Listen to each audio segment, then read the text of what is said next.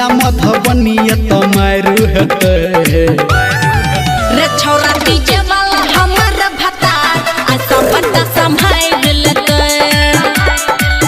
चाहे लाठी भाला चले तलवार ऐसा सबके संभाल लेते छौरा डीजे वाला हमर भता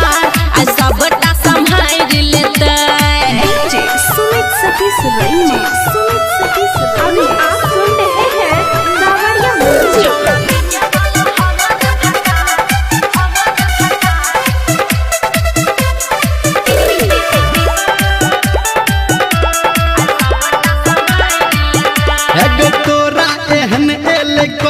नचनिया हमरा नहीं बुझे छौरा ठंडा रे पनिया चल चल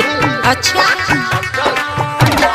तोरा एहन एले कते नचनिया हमरा नहीं बुझे छौरा ठंडा रे पनिया चढ़ल जवानी पे राखै के परदा अभी तो और छौरा उड़ते रे गरदा गे ओई महफिल में सब रंगदार हेते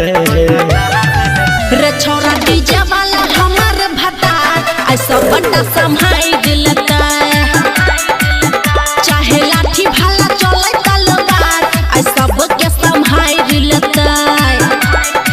रे छौरा डीजे वाला हमर भता ऐसा बड़ा संभाल लेता डीजे सुमित सतीश रैना मां गायत्री रिकॉर्डिंग स्टूडियो।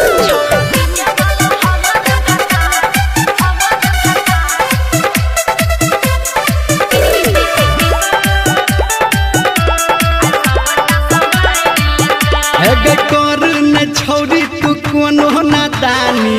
अनरे अखरा में गाते तू जानी अच्छा हाँ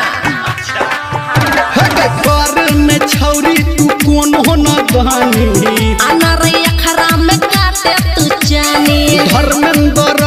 रमलिया की कहते डीजे पे गाना हा ओकरे रे रहते गे समियाना के तोहर उठाए रे देते